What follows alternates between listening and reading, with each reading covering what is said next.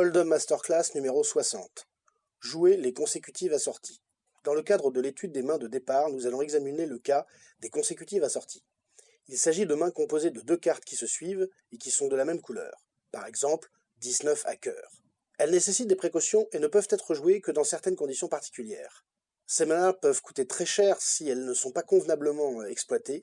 D'ailleurs, nous conseillons aux joueurs débutants de ne pas les jouer tant qu'ils n'ont pas atteint un niveau d'expérience suffisant. Nous nous trouvons dans un tournoi international à une seule table qui s'est déroulé en marge des WSOP de Las Vegas en juillet 2007. C'est ce qu'on appelle un winner take all, un tournoi où le vainqueur gagne la totalité des mises, en l'occurrence 100 000 $ au total. Ces tournois parallèles sont courants dans le cadre des grands festivals internationaux de poker. Les joueurs sont désignés ici par le nom de la monnaie qu'ils représentent. Nous sommes au 4e niveau de blinde, le niveau 100-200. Les 10 joueurs de départ sont encore tous présents, les tapis sont compris entre 3 000 et 14 900. Notre personnage s'appelle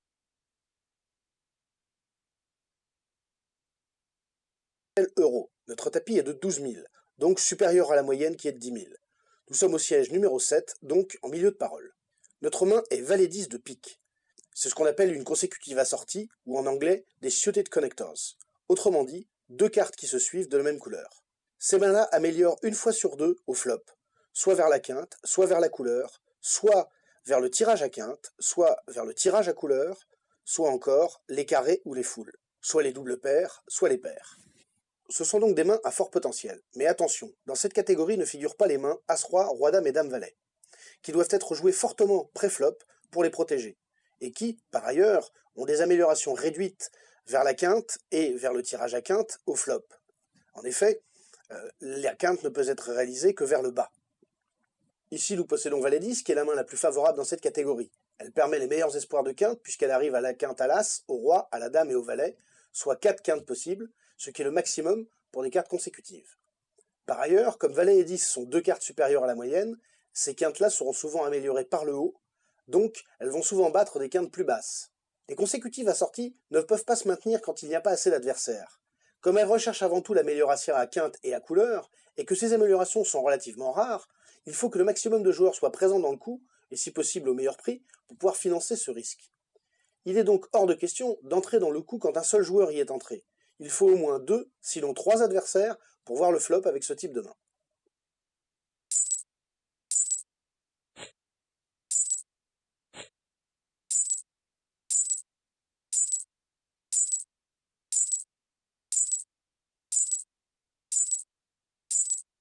Deux joueurs suivent, nous suivons les 200, l'avant-bouton et le bouton suivent aussi. Le petit blind relance à 1000, ce qui le fait ajouter 900. Le gros blind paye, et tous les autres payent aussi, y compris nous. Deux joueurs de début de parole paient le surblind, ce qui nous donne une bonne raison d'entrer dans ce coup. En effet, les 200 à payer représentent seulement 2% de notre tapis. Évidemment, si une relance a lieu après, il faudra revoir notre décision. L'avant-bouton et le bouton paient aussi, ce qui augmente encore notre intérêt. Mais le petit blind relance à 1000, soit 5 fois le surblind. Nous envisageons déjà de jeter notre main, mais il se trouve que le gros blind et les deux joueurs suivants paient aussi les 1000. Du coup, nous avons 800 à rajouter dans un pot qui contient déjà 4400, ce qui est suffisant pour payer la relance en restant dans la cote. Si les 3 joueurs qui nous séparent du petit blind avaient passé, nous aurions dû passer nous aussi, car il n'y aurait pas eu assez de joueurs pour financer notre risque. Et mieux encore, l'avant-bouton et le bouton paient également après nous, améliorant encore la cote financière. D'une manière générale, plus le nombre de joueurs qui suivent avant nous est important, plus les mains, même médiocres, sont intéressées à entrer dans le coup pour des raisons de rentabilité évidentes. C'est exactement ce qui se passe ici. Le pot est conséquent, puisqu'il contient déjà 7000, quand le tapis moyen est de 10 000. Le flop est composé de la dame de pique, du 9 de trèfle et du 4 de pique. C'est le flop typique en hold'em, une carte haute, une carte moyenne, une carte basse, et deux couleurs représentées, en l'occurrence pique et trèfle. Notre main est maintenant pleine d'espoir puisque nous possédons un double tirage, un tirage à quinte et un tirage à couleur. Ajoutons que comme il y a un 9 et une dame au flop, nous avons un tirage dit enveloppé, c'est-à-dire où nos deux cartes sont centrales, et c'est évidemment le meilleur tirage à quinte possible. Calculons maintenant le nombre de cartes améliorantes, ou out. Pour la couleur, 9 cartes. En effet, il y a 13 piques en tout, nous en possédons déjà 4, il en reste 9. Pour la quinte, 6 cartes. Il nous faut 4 8, 4 rois, soit 8 cartes, moins le 8 et le roi de pique déjà compté, soit 6 cartes. Au total, nous avons donc 9 plus 6, 15 outs. Il reste aussi deux types d'outs, les valets et les 10, qui peuvent nous avantager à la turn, mais comme ils sont inférieurs à la dame, nous ne les comptons pas. D'autant qu'ils peuvent donner une quinte supérieure à un adversaire. Pour connaître maintenant notre probabilité de toucher la quinte ou la couleur à la prochaine carte, nous multiplions par 2 le nombre d'outs, ce qui nous donne 30%. Conclusion, pour nous maintenir dans le jeu, il nous faut un pot qui nous rapporte au moins 2 contre 1 à la turn. Pour la river, comme tous les pots nous rapportent au moins 1 contre 1, nous devons jouer même si nous n'avons qu'un seul adversaire.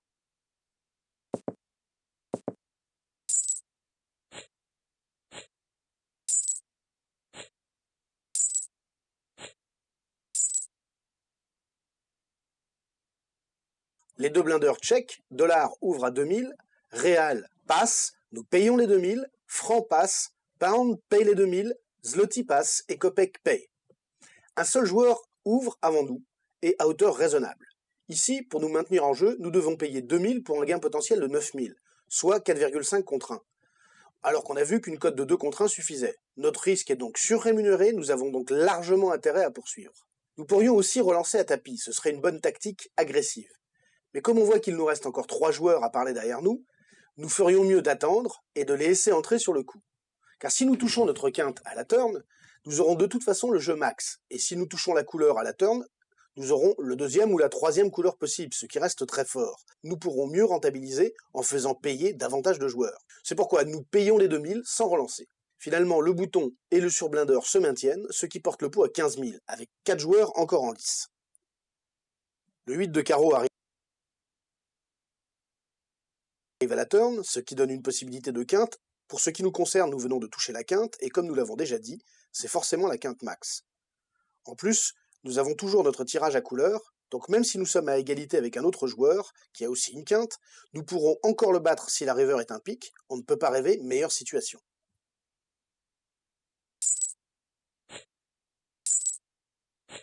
Kopek fait tapis à 4000. Dollar passe, nous payons les 4000 et pound passe. Kopek décide d'envoyer le tapis d'entrée de jeu. Il vient peut-être de toucher la quinte lui aussi, mais peu importe, car nous l'avons nous-mêmes. Ça impliquerait éventuellement le partage d'un pot colossal, largement gagnant pour l'un comme pour l'autre. Par ailleurs, beaucoup de joueurs envoient le tapis quand ils possèdent un tirage à couleur. Si Kopek a le tirage à pic max, il nous bat sur ce terrain, car nous avons seulement le troisième tirage. Mais le pic ne va tomber à la dernière carte qu'une fois sur 6. Avec notre main max actuelle, nous sommes donc largement devant lui. Maintenant, il reste encore un joueur à parler après nous. Notre intérêt est de le maintenir sur le coup, et non de le sortir. Simplement parce que nous possédons la main max, si nous nous limitons à payer les 4000, ici, il va peut-être relancer all-in à son tour pour essayer de finir le coup en tête-à-tête avec contre Kopek. Donc, nous payons juste les 4000. Finalement, Pound décide de passer, et nous terminons en tête-à-tête face à Kopek. En allant tout de suite à l'abattage.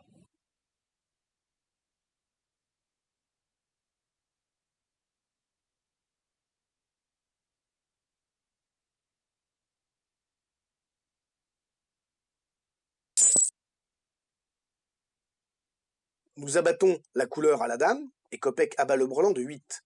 Nous encaissons un énorme pot qui nous fait passer de 12 000 à 28 000, ce qui nous catapulte gros chip leader. Et nous éliminons au passage un adversaire. Faisons la synthèse de ce coup qui nous montre comment jouer au mieux les consécutives assorties. Il faut toujours les jouer en fonction de la rentabilité que vous pouvez en retirer. Des consécutives assorties bien jouées peuvent rapporter beaucoup, mais il faut savoir s'en séparer très vite quand on sent que le vent tourne. Il faut retenir 3 points forts de cette application des consécutives assorties. Premièrement, pré-flop, notre cote financière est détruite par la surrelance de zloty. Mais si nous nous maintenons dans le coup malgré tout, c'est parce que d'autres joueurs suivent cette surrelance, ce qui vient reconstituer notre cote financière. 2. L'énorme potentiel que nous donne le flop peut nous pousser à relancer all-in tout de suite, et ce serait effectivement un bon choix si nous avions un petit tapis et peu d'adversaires.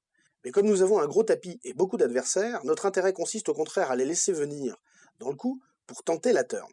À la turn, nous ne devons pas relancer all-in, car nous sommes déjà max. Notre intérêt est de ne pas effrayer le bouton pour le pousser éventuellement à improviser un bluff. Si nous avions eu la deuxième quinte, ou deux paires par exemple, il aurait mieux valu relancer à tapis pour protéger notre main. Mais ici, nous sommes solides, ce n'est donc pas le cas. Examinons un instant les actions adverses. En revenant au début du coup, et en cliquant sur les cartes des différents joueurs, vous pouvez prendre connaissance de leur jeu. Krone suit préflop avec As-Valet en début de parole. C'est une erreur manifeste, car qu'il doit au contraire protéger sa main ou s'en débarrasser. Vu sa position, en début de parole, il devait plutôt quitter le coup. Il renouvelle son erreur quand il suit la relance à 1000. Real, avec 6-5 assorti, a raison de payer le surblinde, puis la relance. Mais attention, sa main est relativement faible et il doit être prêt à la lâcher. C'est d'ailleurs ce qu'il fait au flop, bien qu'ayant un tirage à couleur. Franc a une paire de 2. On comprend qu'il paye les 200 pré-flop, mais payer les 1000 ne peut s'expliquer que par son tapis, car il est tellement probable qu'au moins une autre paire soit présente. Il est vrai qu'un 2 au flop peut lui donner une puissance énorme, mais il prend un risque important, l'effet de levier pouvant être colossal. Pound à 9-7 dépareillé, c'est une main très faible, mais étant dernier à parler, avec un gros tapis, et cette main à piège, on comprend qu'il paie lui aussi la relance de 1000. En revanche, il fait une erreur en suivant les 2000 au flop, car il n'a que la seconde paire. Zloty est le relanceur pré-flop, il a As-Roi. Il est normal qu'il cherche à protéger sa main, mais sa relance reste un peu faible compte tenu du peu de joueurs présents. Il part avec le plus gros tapis, donc il aurait dû relancer au moins à 1500, et même pourquoi pas à tapis tout de suite, puisqu'il ne craignait pas l'élimination. Mais cette petite erreur est compensée par son check au flop, qui s'imposait, vu la nature du flop et le nombre d'adversaires. Kopek a paire de 8. Il a décidé de suivre pré-flop, un choix correct dans la mesure où il recherche l'effet de levier maximum, en essayant d'avoir un brelan au flop. Son erreur a été évidemment de payer au flop, car à cet instant, il n'avait que la troisième paire, et il devait déjà se considérer comme battu. Cette erreur lui a été fatale, puisque le brelan est arrivé à la turn, et l'a contraint à envoyer le tapis. Ce qui montre qu'une petite erreur en début de coup ou au flop peut avoir une résonance dans la suite du coup et pousser le joueur à la faute. Dans le cas présent, cette erreur a pour conséquence d'éliminer Kopek du tournoi. À titre d'information, Euro a maintenu son avance et a gagné ce tournoi.